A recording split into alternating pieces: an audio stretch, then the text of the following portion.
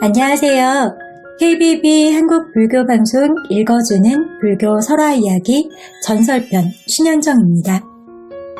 오늘 읽어주는 불교 설화 이야기는 현저 한정섭 발행처 불교정신문화원 출판사 이화문화출판사에서 발행한 불교 설화대사전 전설편 이야기입니다.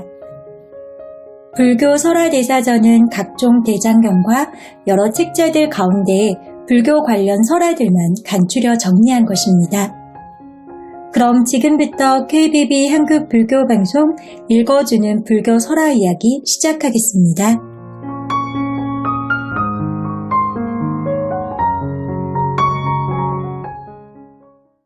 오늘 소개해드릴 불교 설화대사전 전설편 포항 내연산 보경사율의 중국 백마사와 보경사의 연기 이야기입니다.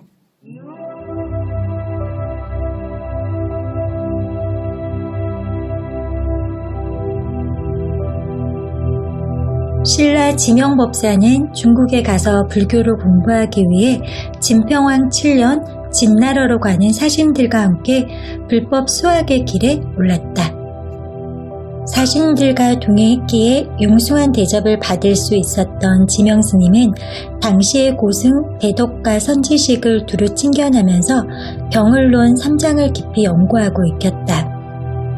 그렇게 10년의 세월이 흐른 어느 날 지명스님은 자신의 공부를 인가받기 위해 양자강을 건너 북쪽 화남성 낙양에 지리한 중국 최초의 청건사찰 백마사에 다다랐다.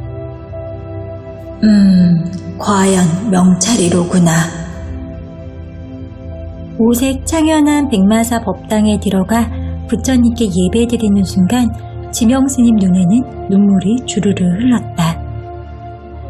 처음 가본 그 절 부처님 앞에서 마치 감회에 젖은 듯 하염없이 눈물을 흘렸는지 지명스님은 알 수가 없었다. 아무튼 감격스러운 참배를 마친 지명스님은 백발이 성성한 주지스님을 칭견하고 찾아온 동기를 밝혔다.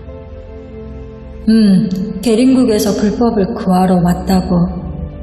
참으로 오랫동안 기다리고 기다렸던 백마총의 임자가 왔도다. 눈을 지그시 감고 염주를 굴리며 인사를 받던 노승은 알 수 없는 말을 혼잣말처럼 하면서 자리에서 일어섰다. 나를 따라오시오. 지명스님은 영문을 모른 채 노승을 따라 나섰다. 노승은 길을 걸으며 어디로 가고 있는지 설명하기 시작했다.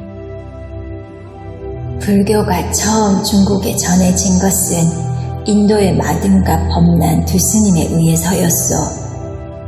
그때 그 스님들은 석가모니 불상 한 분과 불경 그리고 12명경과 8명경을 백마에 싣고 왔는데 애석하게도 백마는 중국에 도착 후 자기 임무를 다했다는 듯 명을 다했소. 두 스님은 백마의 공덕을 찬양하기 위해 중국 최초의 사찰을 건립하고 절 이름을 백마사라 불렀고 그 무범을 백마총이라 명했지. 지금 우리는 그 백마총으로 가는 길이요. 이야기를 들으며 한 오리쯤 걸으니 곱게 단장돼 있던 무덤 하나가 보였다. 저 무범이 바로 백마총이요. 지명법사는 백마총에 삼배를 올리고 백마총 비문을 읽어 내려갔다. 여기 잠자는 백마는 속세의 인연으로 서천 중인도에서 말의 몸을 받았으나 그 지혜가 뛰어났다. 불상과 불경을 싣고 10만 리길을 거쳐 진당국에 도착하여 목숨을 바쳤다. 그 공덕으로 축생의 몸을 받지 않고 세세생생 정토에 태어나 동징 출가하여 선지식이 되고 중생을 교화제도하여 마침내 최정각에 이를지니 이 얼마나 거룩하고 장엄한 원력인가. 그 빛은 진당국과 해동을 널리 비출 것이다. 비문을 다 읽은 지명스님은 노스님의 설명 없이도 자신이 전생의 백마였으며 이제 인연이 닿아 다시 오게 됐음을 깨닫고 감회에 젖어 눈물을 흘렸다. 그때였다. 노승이 주장자를 3번 치더니 병력 같은 소리로 외쳤다. 오늘 백마총 임자가 여기 왔으니 호법 신령과 신장은 그 법보를 주인에게 돌려주도록 하라. 노승의 외침이 끝나자마자 백마총 옆당이 갈라지면서 돌상자 하나가 솟아올랐다. 지명수자 저 석함을 열어보게. 석함은 종이장처럼 가볍게 열렸다. 뚜껑 뒷면에는 글씨가 또렷하게 새겨져 있었다. 동국 조선 해 뜨는 곳 종남산 아래 백척의 깊은 못이 있으니 그곳이 동국 명당이다. 그곳을 메워 이 경을 묻고 법당을 창건하면 만세천주의 불법은 멸하지 않을 것이니 너는 그곳에 태어나 인연을 지어라. 이 수기를 마등 범난 2 도인에게 받았다. 다시 대불사를 일으켜 세세생생 불법이 흥하여 정토를 이루게 합니다. 1조 근시. 지명스님은 450년 전 백마사 주지였던 1조 스님이 자신의 전생이 있으며 그 전생이 백마였음을 거울 보듯 재삼 확인케 되자 그냥 눈물이 앞을 가렸다. 석함 속에서 팔명경의 빛을 발하고 있었다. 자, 지명수자는 이 팔명경을 잘 포지토록 하라. 지명스님이 팔명경을 받아 지니자 석함은 저절로 땅속으로 사라졌다.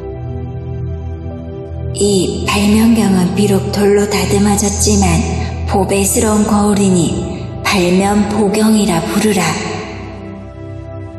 노승은 팔명경을 팔 정도의 뜻을 비유하여 설명하면서 삼라만상을 비추는 거울처럼 팔면보경은 인간의 마음을 비출 것이니 지극히 호지할 것을 당부했다.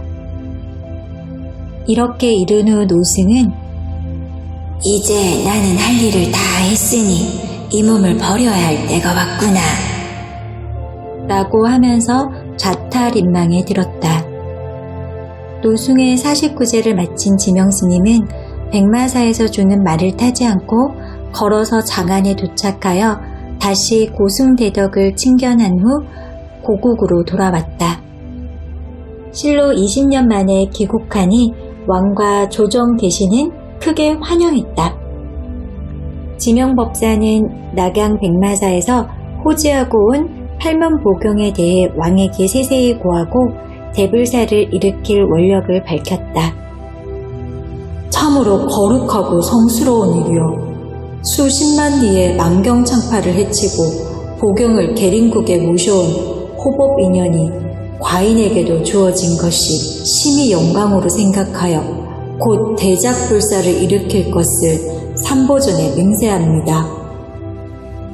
이리하여 왕은 지명법사와 함께 신하 10여 명을 대동하고 해맞이 고을로 출발 동해안에 이르렀다.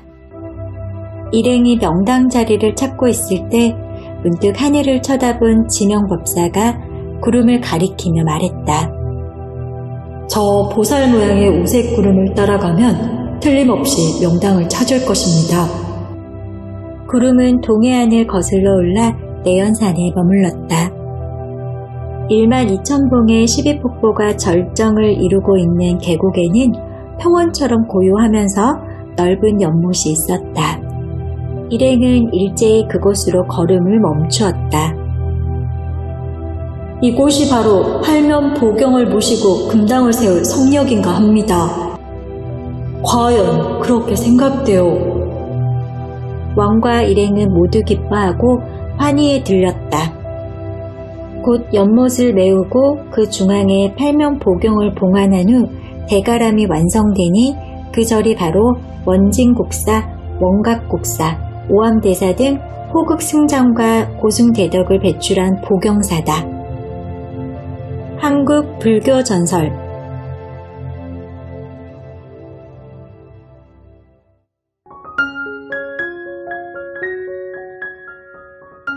여러분, KBB 한국 불교방송 읽어주는 불교 설화 이야기 여기까지입니다.